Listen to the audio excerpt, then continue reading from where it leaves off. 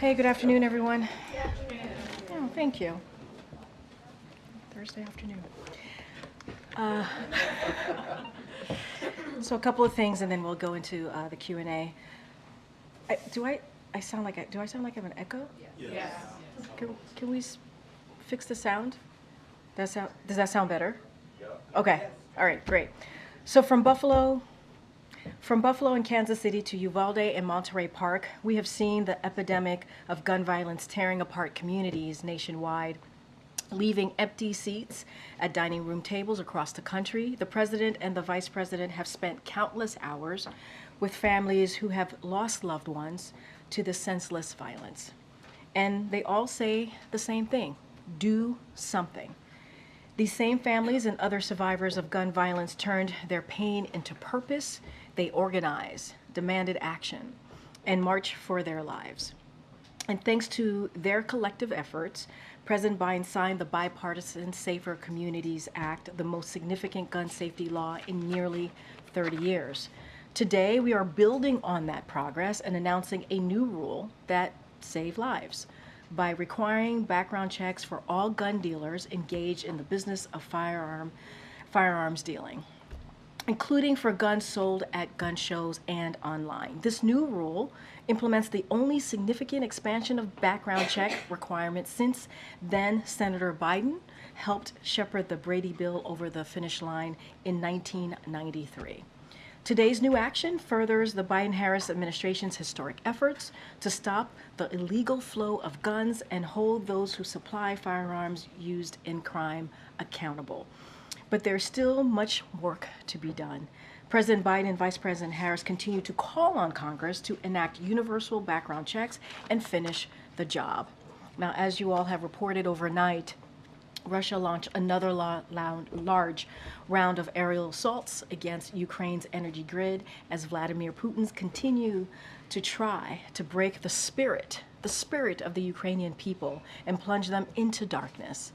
Russia struck the largest power plant in Kyiv Oblast, as well as power facilities in 5 other regions across Ukraine. As President Zelensky said in the recent days, Ukraine needs more air defenses and interceptors to protect its people and critical infrastructure against Russian missiles and Iranian-supplied drones.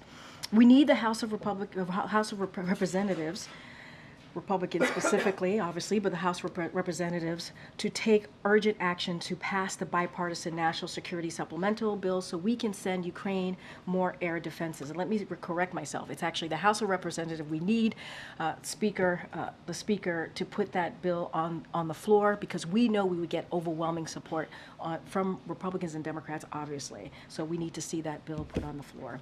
That was passed overwhelmingly in the Senate. The strikes in Ukraine over the past 24 hours are another terrible reminder that Ukraine's need is critical. And now turning over to Gaza, I wanted to provide an update on our efforts to do all we can to increase the amount of humanitarian assistance reaching Gaza and ease the humanitarian suffering. As you know, when President Biden last spoke with Prime Minister Netanyahu just last week, he was clear that Israel must announce and implement a series of specific, concrete, measurable steps to address humanitarian suffering. The past few days have shown some promise. Israel made the commitment to open the Ashdod port for the direct delivery of assistance into Gaza, to open a new crossing for a new route for assistance to reach North Gaza, and to significantly increase deliveries from Jordan directly into Gaza. And over the past few days, over 1,000 trucks loaded with humanitarian aid have gotten into Gaza, and with over 300 trucks going into Gaza yesterday alone. That's good progress, but it's still not enough, and we hope to see the progress continue and accelerate. This afternoon, President Biden will welcome President Marcos of the Philippines to the White House for his second meeting at the White House in as many years. I know the National Security Advisor, Jake Sullivan, spoke to this on Monday, but I will reiterate what he laid out as well, which is that The president later will host the first ever trilateral leaders summit between the United States, Japan, and Philippines. During President Biden's meeting with President Marcos, the two presidents will mark the unprecedented strength of the alliance between the United States and the Philippines. The leaders will discuss initiatives to enhance economic and energy security, bolster maritime cooperation, invest in critical infrastructure, and deepen people-to-people ties. And President Biden will reinforce the ironclad U.S. alliance commitments to the Philippines. Following the meeting, the president will host the historic Trilateral Leaders Summit as leading maritime democracies. The United States, Japan, and the Philippines share a joint vision for the future of the Indo-Pacific, and with this leader-level trilateral, we are taking our cooperation to new heights. Our national security advisors met in Tokyo last June to initiate our trilateral cooperation, and officials from across our three governments have met on topics as varied as economic security and maritime cooperation. Today, the leaders will announce new initiatives to accelerate and surge high-quality infrastructure investments in the Philippines, enhance energy security, deepen maritime cooperation, and strengthen partnerships on technology and cybersecurity. Our three countries embark on this new era of trilateral cooperation as trusted, equal partners guided by shared values and an unwavering commitment to a free, open, peaceful, and prosperous Indo-Pacific. With that, Darlene, it's good to see you. Good to see you too. Thank you. To jump off of what you were saying in your topper about Gaza, the USAID Administrator Samantha Power has said that she accepts as credible reports that famine is already underway in northern Gaza. Does the President and the White House share that assessment? And if so, you were talking about the progress is good, but more needs to be done. What more can be done? Exactly. The progress is good.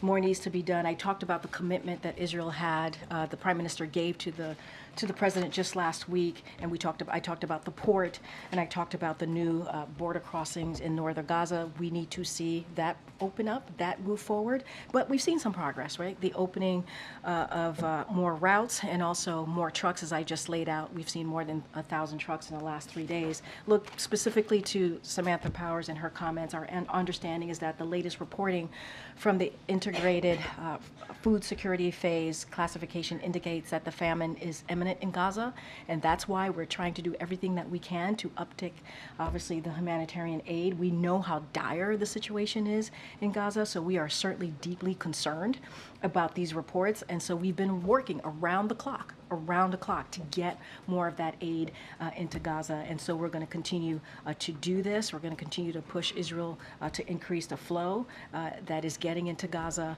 And like I said, I've laid out their commitments. There are two other ways that we want to see their commitment continue, which is that port that I just mentioned at the top and just moments ago, and so also those the routes in northern Gaza. So there's more work to be done, but again, 1,000 trucks over the last 3 days is an improvement. It's good promise. We need to see more. Second, was there any reaction from the president to O.J. Simpson's death? Do you know if they ever crossed paths? If so, how, when? So I'll say this: our thoughts are with his families during this difficult time, obviously with his family and loved ones. And I'll say this: I know that they have asked for some privacy, and so we're going to respect that. I'll just leave it there. Iran is threatening a significant attack against Israel. With all of the U.S. assets in the region, will the U.S. provide assistance in thwarting this attack? How is the U.S. preparing to respond? So look, you heard from the president directly yesterday. He mentioned this at the top of his press conference and laid out our concerns, certainly, about these threats that are being made. And he made very clear as well that America's support for Israel's security is ironclad, especially against these threats that's coming from Iran and their proxies. And so the president made that clear as well when he spoke to President Netanyahu just last week, as I mentioned moments ago. I want to be really careful. I'm not going to get into operational procedures from here. Beyond that, we've made ourselves very, very clear. The president made himself very clear just yesterday, and so I just don't have anything else to add beyond that. But we certainly have done joint strikes against Iranian proxies in the recent weeks and months. Should we be braced for joint strikes against, in response to an Iranian strike against Israel? I want to be super mindful. I don't want to get into hypotheticals here. What we have made very clear, Obviously, we've seen the threats coming from Iran, and so we have made ourselves very clear where we stand in supporting Israel's security. That is ironclad. That does not change. I'm just not going to get into details about our operational procedures from here. Just one more on this. General Kurilla is in the Middle East. He's making a stop in Israel. He's reportedly there to help, coordinate with Israel ahead of this expected attack. What does that coordination look like? What does that mean exactly? I will refer you to SETCOM. Go ahead. Karine, just to follow up on that topic, has Iran been in touch via intermediaries with Washington to indicate that when it responds to Israel's attack on its embassy, on its Syrian embassy, that it will not escalate? So obviously we don't want this conflict to spread. We've been very clear about that. And we've been very clear that to Iran that we're not involved in the Damascus strike, right? We've been also very clear. I'm not going to get into public back and forth. We communicated to Iran that the U.S. had no involvement in the strike, as I just mentioned, that happened in Damascus, and we warned Iran not to use this attack as a pretext to escalate further in the region or attack U.S. facilities or personnel. I'm going to be super mindful not to speak beyond that from here or elaborate further, but we've been very clear. Can you say whether Iran has responded to your or the U.S.'s I'm just not going to get into public back and forth from here. And following up on something that the president said yesterday with regard to Julian Assange, he indicated that the U.S. is considering a deal. To what extent does the White House and the president weigh in with DOJ on this, considering that it's a DOJ-led run or a DOJ-led issue? So from here, from the podium, I'm not going to go beyond what the president said. I'm going to refer you to the Department of Justice. I'm just going to be super mindful from the podium from here. I know. I'm going to be super mindful from the podium. I'm just not going to go beyond what the president said, shared yesterday. I'll refer you to the Department of Justice. I have questions on two topics, Karine. First, on abortion. Vice President Harris is going to Arizona tomorrow to talk about the need for abortion access in the state. I know the president's own views on this topic have been evolving over the recent decades. Should we expect him to be talking in public about this issue? So want to be super mindful. Like tomorrow's event is a campaign event, so gonna let the campaign speak to the vice president's engagement. Campaign event? I thought it became official. From what I understand, it's a campaign event. So I would refer you to her team at the least. But from my understanding, it's a campaign event. So I'll leave that there. But the president spoke to this. He was shouted a question about what occurred in Arizona, how devastating and how wrong the decision to go back to 1864 to make it more difficult for women, millions of women, he talked about that. So I certainly will refer you to his comments. The president has consistently been very clear about where he stands. He stands for women's rights. He stands for women to be able to make decisions about their bodies. Right? He stands for reproductive freedom. He put a statement out right after Arizona made their decision. So he's been very, very steadfast and out front on this. You're going to hear from the vice president, so you'll hear directly from her. We've been really clear. And all of this, what we're seeing right now in states, we have 21 states that have extreme bans, 21 states across the country. And and that has been caused by the chaos that we have seen from the overturning of Roe v. Wade. And that's because obviously of the Dobbs decision. It was a constitutional right for almost 50 years, and that has been taken away from women.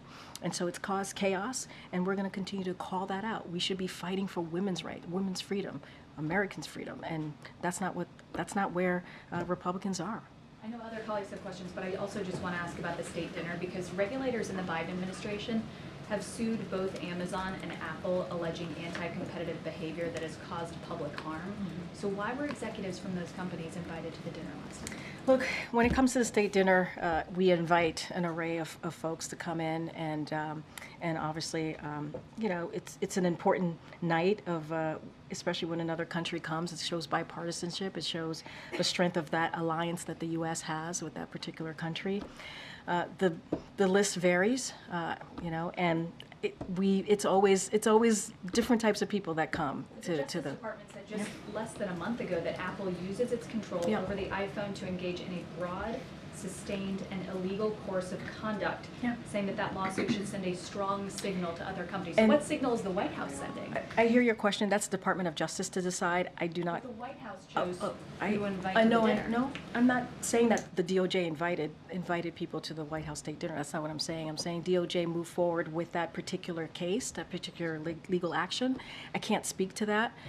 We always invite an array of people. We bring people from all corners of different industries here to the White House. That's what we do, and I just don't have anything else further to share. And I think it's important that we do that, but I can't speak to a DOJ legal case. The They took. president doesn't think that those companies did anything wrong. That is a legal action being taken by the Department of Justice. I can't speak to that. They have their reasons of moving forward on that. I can't speak to that. We invite a diverse group of people when it comes to events, not just state dinners, when it comes to events here from even different sides of the aisle. That's what this president has done. I can't speak to what DOJ and their legal action. I just can't speak to that from here. Go ahead. Thank you, Karine. Picking up on abortion, when the president was asked yesterday what his message was to the people of Arizona in light of the ruling, he said, "Elect me." So can you elaborate on what he Yeah. meant by that? What can he do for those people?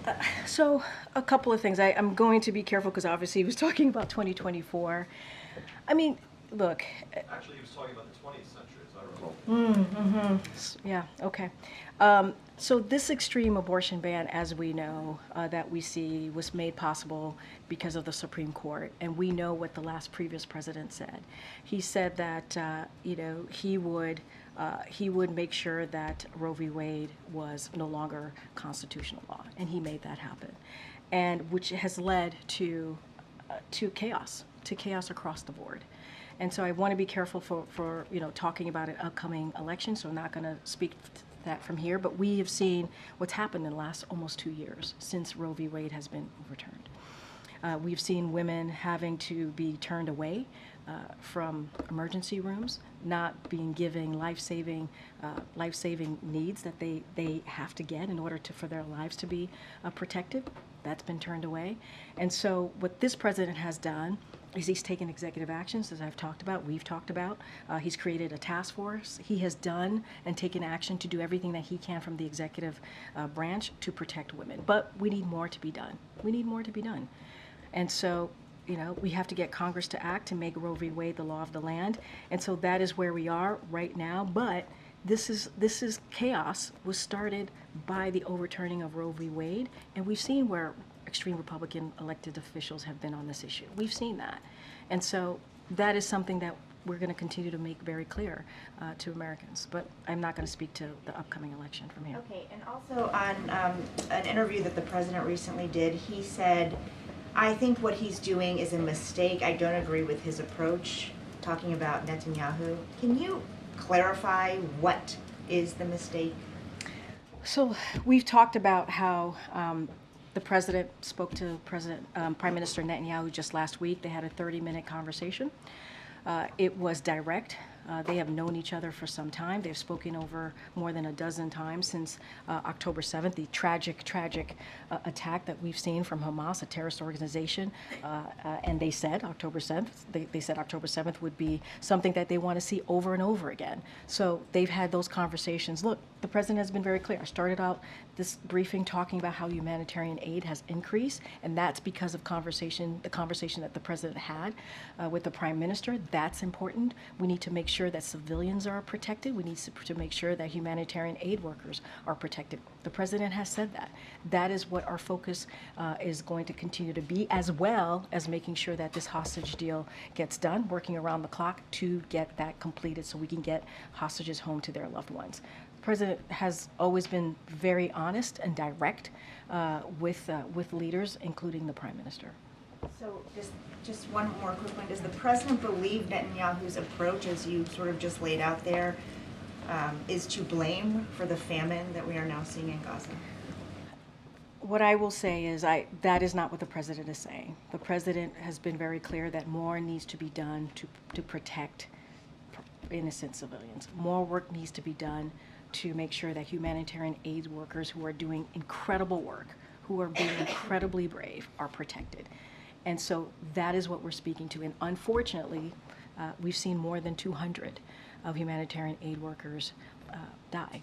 And that is something we do not want to continue to see. That's why the president had this conversation with the prime minister last week, a 30-minute direct conversation with the prime minister on what needs to be done to continue to protect innocent civilians. That's why we're having conversation about that Rafah operations, right? And our two sides are committed to moving forward with those conversations. We've seen some progress. We're going to continue to have those conversations, and Israel has made commitments. The prime minister is made a commitment to the president. We've seen an uptick of trucks, more than 1,000 over the last 3 days. That commitment is continuing. We want to see more. That's good progress.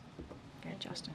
Thanks, Karine. I also wanted to ask about the Univision interview. The president said that he was examining ways to potentially shut down the border.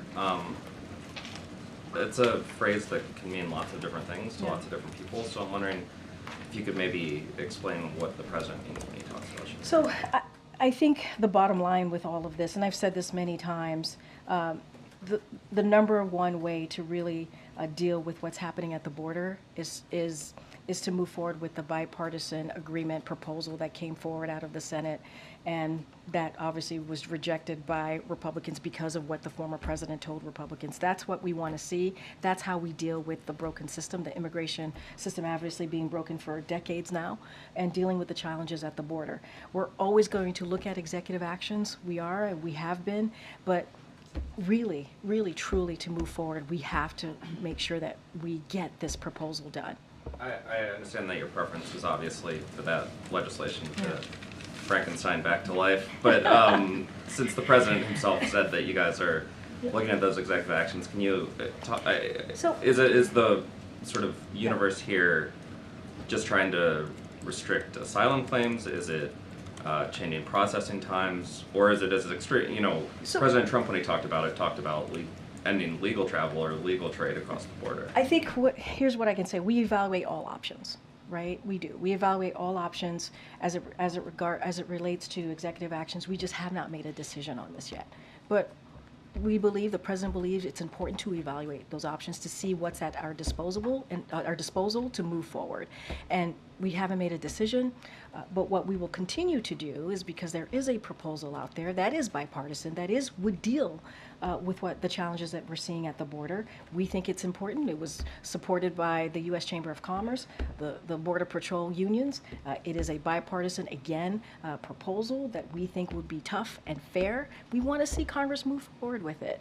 And so we're going to continue to call for that. But as it relates to what we're looking at, we're always looking at options. I just don't have anything. We're always going to evaluate our options. I just don't have anything to share. We haven't made a decision.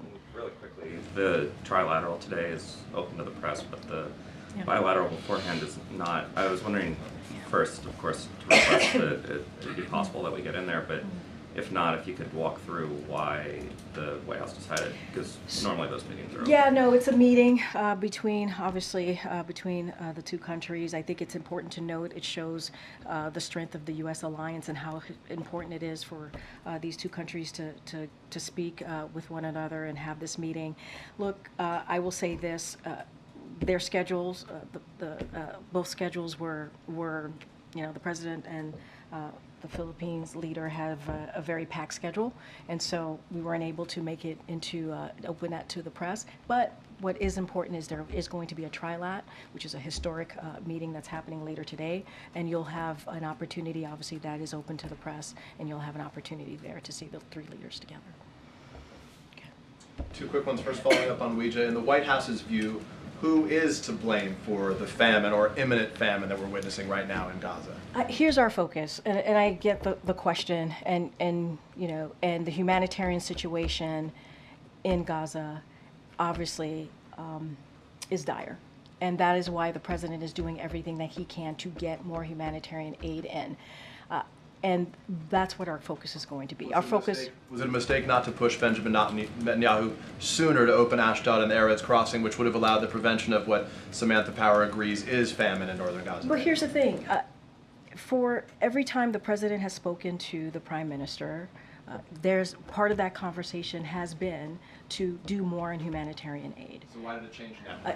It didn't change. It was a continued. It was the conversation that. Why did Netanyahu respond differently now? That's a conversation for the There Prime wasn't Minister. the potential that the U.S. would change policy, as the That is president said. that is a question for the Prime Minister. But what I want to make sure that is very clear here is that we have seen 1,000 trucks go into Gaza over the last 3 days. That is important. They have the Prime Minister made commitments. They are upholding their commitments. We want to see more. We've seen good progress, and what we're seeing in Gaza, obviously, we have said over and over again that the situation, the humanitarian situation in Gaza is dire. Last question. Can you help me understand one thing? Yesterday, the president made very clear that the U.S.'s commitment to Israel is, in his words, he said it twice, ironclad. How can the U.S.'s commitment to Israel be, quote, ironclad when in the statement released on behalf of the White House last week after his conversation with Benjamin Netanyahu, he said that the U.S. would reassess its policy as it relates to Israel, given the way it prosecutes the war in Gaza? So So can it be ironclad and be reassessed? Look, this is an important relationship that we have with Israel. They are our friends, and we have always said that we are committed to make sure that Israel's security, especially against these threats that we're hearing from Iran, that they are protected. And that is ironclad. We've always been consistent there. And we're going to continue to be very clear about that. The president made sure to put that at the top of his press conference because he wanted to continue that message, continue the message of making sure that America, we support Israel's security, especially against these threats that we're hearing from Iran and also their proxies. And so that hasn't changed. That hasn't changed. Okay. Just another on Israel. The House Republicans are expected to bring up this resolution that's critical of the president's work with Netanyahu.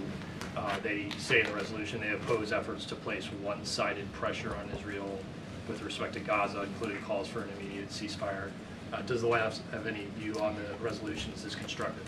So we believe the entire premise of the resolution is certainly flawed, as it claimed one-sided pressure against Israel, which this administration has supported militarily, diplomatically, and in myriad of other ways, both since October 7th and from our first day in office. So we oppose it, and we call on members to vote against it. And just one more. No. The Steelworkers Union, David McCall, the leader, David McCall, was at the dinner last night. He obviously opposes this deal with Nippon Steel. Was he invited because of this pending deal? Was it an No. opportunity to allow him to I speak wouldn't to make that Japanese connection. media? I wouldn't make that connection. Okay. Great. I just want to clarify one of your earlier answers. Did the administration send a direct warning to Iran not to attack Israel? We've been very clear. I mean, you heard from the president, right, and laid out our commitment to Israel and make sure Israel's security, that continues. And so we've had those conversations. I'm just not going to go into back and forth publicly. The reason that I think it's important to know is because you just shared earlier that the U.S. was quick to tell Iran directly that we had nothing to do with the strike in Damascus. The president hasn't minced words on his feelings about Netanyahu, but we haven't gotten a very clear answer on whether it was communicated directly to Iran, don't attack our ally. I just said we communicated to Iran. I just said that. I said we're not going to go into a public back and forth on this, but I said we communicated to Iran. And we said had no involvement, that's what I said, right, in the strike in Damascus, and warned Iran. We warned Iran. So I said that at the top, and I'll say, okay. On the issue of inflation, Yeah. there was a report in Politico on Tuesday that the former chief of staff, Ron Klain, was teeing off on the president's, talking about bridges all the time when he's out on the campaign trail and not talking enough about the prices that people are paying. We didn't get any statement today on the PPI index. Why aren't we hearing more from the White House about the issues that people are facing at grocery stores and paying rent? I mean, the State of the Union, the president made very clear about what he understands what the Americans are facing. And he's talked at almost every event that he's had crisscrossing the country after the State of the Union about lowering costs, how important it is, and how there's more work to do. You hear that. In New Hampshire and North Carolina, he spoke about his work to lower healthcare costs.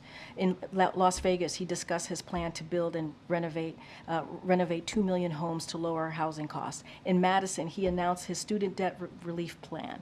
He also spoke with Senator Sanders just last week about his progress lowering costs for prescription drugs and inhalers. This week, he spoke about plans to lower costs for child care, home health care, elder care. He talks about lowering costs almost every event. I just laid out the events that he did in March and in early April about how he's making sure that the number one economic concerns that Americans have are lowering costs. And just like Ron said this. He said that the president has been, he believes in what the president has been doing in crisscrossing the country and talking about the State of the Union and talking about how we're going to continue to cut costs for Americans and making sure that we do not give big tax giveaways to corporations. That's what Republicans are talking about. They put out their budget, and their budget is to cut Social Security, Medicare, Medicaid. That's what they want to do. And we're doing the opposite. We're trying to protect that and lower costs for Americans. Is it at all inappropriate for the president to be commenting on what the Fed might or might not do with interest rate cuts? So look, the president, unlike the last one, has been very clear about giving the Fed the space to make independent decisions about how they're going to move forward on their monetary decisions. The president has always been very clear about that, and he'll continue to do so. And in his comment yesterday, he was also clear. He said, we don't know what the Fed is going to do, and he was simply reflecting on public interpretation of recent data, but he also said, we do not know what the Fed is going to do, and we've always given them the space to make those decisions, those monetary decisions independently, and make sure that, again, they have the space to do that. There's been some discrepancies between what Israel is saying in terms of the number of trucks getting into Gaza that are full of aid versus some other aid groups, including the United Nations. So how is the White House exactly measuring what good progress is? So, look, I'm not going to get into the nitty-gritty here. I will leave it up to them to speak to what they're seeing. But we believe, and we're talking about 1,000 trucks in over 3 days. That matters, 1,000 trucks. But a lot of the UN folks are saying that some of those trucks are not completely full. There are trucks that are half full that are being counted. So what are the measurements here in terms of what is effective aid delivery? I think when we are hearing more than 1,000 trucks and we're seeing that, where I just said 300 trucks just yesterday, that matters. There's more access being allowed. The trucks are being allowed to come in. That matters. And so, look, that's what we're continuing to see. We believe that Israel is keeping their promise. There's more work to be done, right? We need to see the ports open. We need to see that as well. But we're seeing progress here. We're seeing progress. And in terms of the distribution, once the trucks are in, I mean, northern Gaza obviously experiencing a lot more famine that's setting in, as was talked about earlier. What is the White House tracking, or how is the White House, if at all, trying to facilitate some of the distribution? And are there concerns about how it's getting to the regions where it most needs to be? So look, we're going to continue to have conversations with the Israeli government on how this aid is being distributed. We want to make sure it is important. Here's what is important. It's important that the innocent people in Gaza, the Palestinians, get that all important aid. We know what's going on there. Obviously, it's dire. And so we're going to continue to have those diplomatic conversations, be very straightforward with our Israel counterparts here. But they made a promise. We're seeing a difference here. We're seeing aid getting in. Of course, it's not going to be enough, right? Of course, we need to see more progress. Of course, we know how dire the situation is in Israel, and I'm sorry, in Gaza. And so we're going to continue to have those conversations with the Israel government. Yeah, thanks, Karine. You said President Biden still hasn't made a decision on taking executive action on the border. Why is there a holdup on making a final decision on this? What factors are being considered before the White House makes a call on this matter? I mean, look, Joe, we spent a couple of months working with the Senate, Republicans and Democrats, to make sure that we came up with a bipartisan solution to deal with the border, right? To deal with the challenges at the border. We believe that was the best way. We still believe that's the best way to move forward, because it would be tough, it would be fair, and it's gotten support from places that you would never think, right? The U.S. Chamber of Commerce, the Border Patrol Union. That's important. And so we believe that is the best way to move forward here. We're always going to evaluate other options as it relates to executive action, but we are going to continue to be clear here. The best way to move forward is to get that bipartisan proposal forward, and for Republicans to not pick politics here, to pick majority of the American people. I mean, is it a matter of there's being concerns about opening the administration up to litigation on this with executive action? I mean, that's why we came up with the bipartisan proposal, right? Because we believe the way to actually deal with this is legislation. The way to actually deal with this is to turn legislation into law, obviously. And so that is the best way to move forward. And no executive action is going to have the full resources that we need to get this done. We're going to evaluate all of our options, as we've been saying, but we have to continue to be really clear here. Republicans need to act. They need to move forward. Thank you. Following up on my colleagues Rija and Peter, you said earlier that the president is doing everything he can on getting humanitarian aid into Gaza. I have to respectfully suggest that that's not true, because it took until 7 aid workers were killed last week for the president to even suggest that he would change U.S. policy and possibly condition defense aid on the humanitarian situation in Israel. So how can you stand there and say the president is doing everything he can, when for weeks and weeks and weeks now, even as NGOs and aid groups warned that famine was imminent, he continued to refuse to pull on that lever and link defense aid to humanitarian aid? So first of all, the president has we've done airdrops. We're going to do this peer. We've talked about for the past several months how we need to do more and how we're going to uptake our efforts to get that humanitarian aid into Gaza. We understand what's going on. We understand that the dire needs there are. And so the president we've announced, we're going to do this peer, right? We've done this airdrops. And so we have had the conversation with the prime minister multiple times, with the Israeli government almost every day, on what needs to be done. And we've had those conversations with them. And so now we are seeing an uptick. That is important. That is indeed what we want to see. We've also been working on doing this hostage deal. The president has been working around the clock.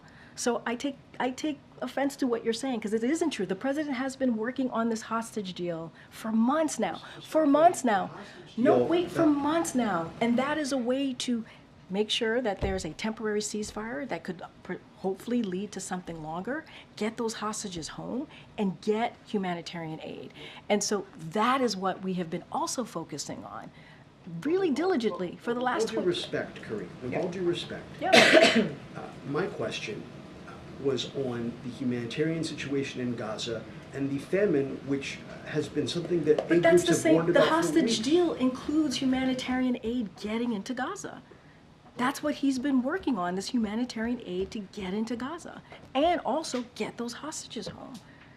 But why is it? Because it sounds like. But you're saying that we haven't done anything. No. No, but You that's said what you're saying. the president has been doing all he can. He's been working 24/7 around the clock I to have do what he no can. doubt. But he has not until recently even suggested that he would condition military aid, which Israel needs, on them allowing food and humanitarian aid into Gaza, which the people of Gaza need.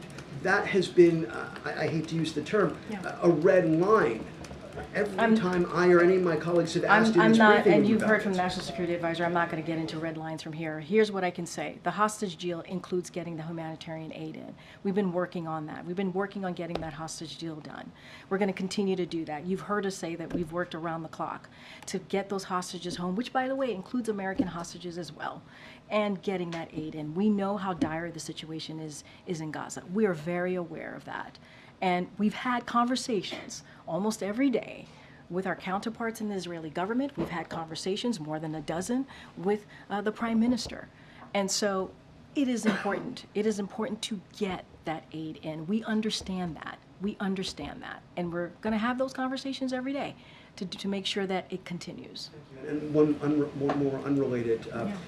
Earlier this week, the former president met with Lord Cameron, the British Foreign Secretary. He has, in recent weeks, met with Viktor Orban, leader of Hungary. He has said he's spoken to Mohammed bin Salman, the de facto leader of Saudi Arabia. There is a long history of Republican presidential candidates meddling in foreign policy to undermine their Democratic opponents without getting into hat check territory, telling people vote for or against someone. Is the administration concerned that this private citizen could be working against U.S. interests in the interests of his own political ones?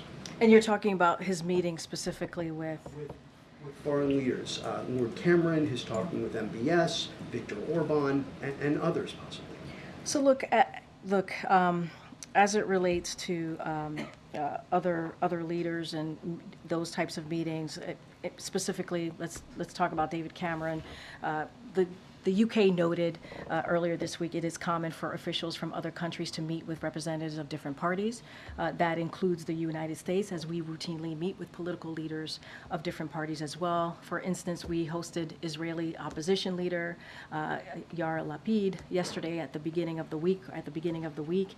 And so it's not uncommon. I'm going to be really careful here because you're talking about a presidential candidate. I'm going to be really mindful. I used David Cameron as an example, but I'm going to be really mindful of not speaking beyond that. Okay. Governor Moore is apparently on the Hill today. He was there earlier this week meeting with lawmakers. Has he been down at the White House to meet with officials to talk about funding for the bridge? And can you give us an update on the president's conversations with lawmakers to get that funding moving forward? So we have said to Congress that we want to continue to work with them to make sure that the Key Bridge is back up and that the Baltimore gets what it needs, certainly to be whole again. And obviously we're getting that port open. We've been in regular touch with Governor Moore. The president was with him very recently, and they have had continuous conversations about what Baltimore needs. The president said when he was in Baltimore, we will be with Baltimore and the state of Maryland for as long as they need to get this done.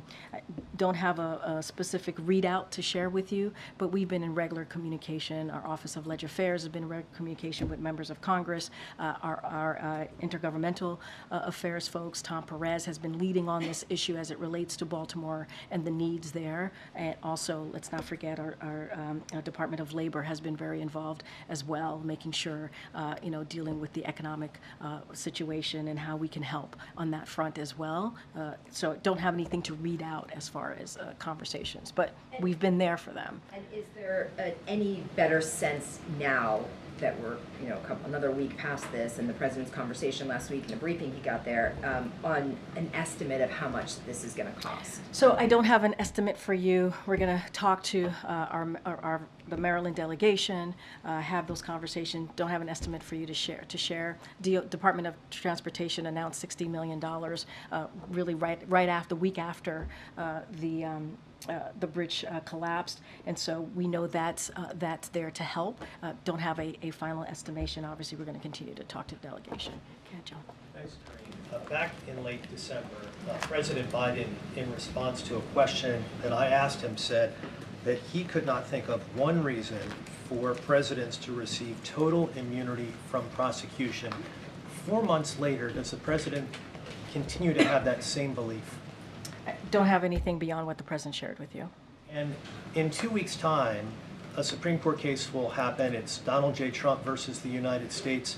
Earlier this week, there was an amicus brief that was filed by more than a dozen retired generals and admirals opposing this legal theory that Donald Trump and his lawyers have, that he does have total immunity from criminal prosecution.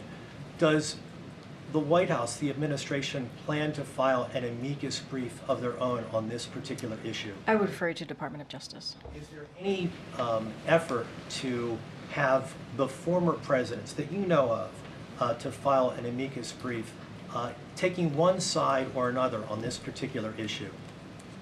Say that one more time. Is there any effort that you are aware of the former presidents, the predecessors of President Biden, President George W. Bush, President Bill Clinton, President Barack Obama, Jimmy Carter, to file a joint amicus brief, either taking a position one way or another on this particular matter? No. Yeah, thanks, Karine. I'm going to ask you about inflation. So yesterday in the Rose Garden, the president said that when he came into office, inflation was skyrocketing, but it was 1.4% in January of 2021, and that was the 11th consecutive month at that time under 2%. So was the president misleading Americans? So when the president took office, and you know this, there was a pandemic. It was closing down businesses, closing down schools. And so it was drastically disrupting the supply chain. Let's not forget about that. And so that's what was going on. And that caused inflation around the world to increase. We know that. And then further increasing inflation was the Russia's war in Ukraine. And in fact, many other countries are even worse off because of what we've seen with Russia's war. So the president took historic action to deal with the disruption of the supply chain. Let's not forget what he did with the Strategic Petroleum Reserve. And so we have made progress in lowering costs. We've made progress in dealing with inflation. But that's what was happening when we walked in. The pandemic, the disruption of the supply chain. All of these things were happening when the president took office. The president didn't say the supply chain was being disrupted. He said inflation was skyrocketing. But that's what he was referring to, right? That's what was going on. Those were the things that were happening right before us. The pandemic, it was taking thousands of lives a day when he took office. Schools were closed, majority of schools were closed. Businesses were closing. And we had a supply chain that was disrupted. And so that's what the president was speaking to and laying out. And then inflation down the road became even more, increased even more because of the war that Russia had taken on into Ukraine. But the Fed supply chain measure actually went down in November at that time. So is the president being honest about inflation? The president has said what he said what he saw when he took office. The pandemic was happening, right? It disrupted the supply chain. You know what happens when the supply chain is disrupted. You know what that leads to. And so that's what he was speaking to. And not only that, we also saw a war in Ukraine. That Mr. Putin, an aggression that Mr. Putin was putting into Ukraine, set forth. And so the president had to take historic action, take aggressive action in dealing with our disruption in the supply chain. He released the Strategic Petroleum Reserve so that we can deal with the supply chain. And he continued to take action to lower cost. And that's what we've seen, whether it's healthcare costs, whether it's dealing with junk fees, whether it's prescription drugs, lowering those costs. That's what the president took action in. But we saw what was happening when the president took office. We did. Okay. Thanks, Karine. As you know, there's a tradition dating back to the Truman administration of offering intelligence briefings to major party presidential nominees. President Trump was declared the presumptive nominee on March 6th. Has the White House offered intel briefings to former President Trump, and if so, how have they begun? I would refer you to the ODNI. That's for them to speak to. Okay. Thanks, everybody. See you tomorrow.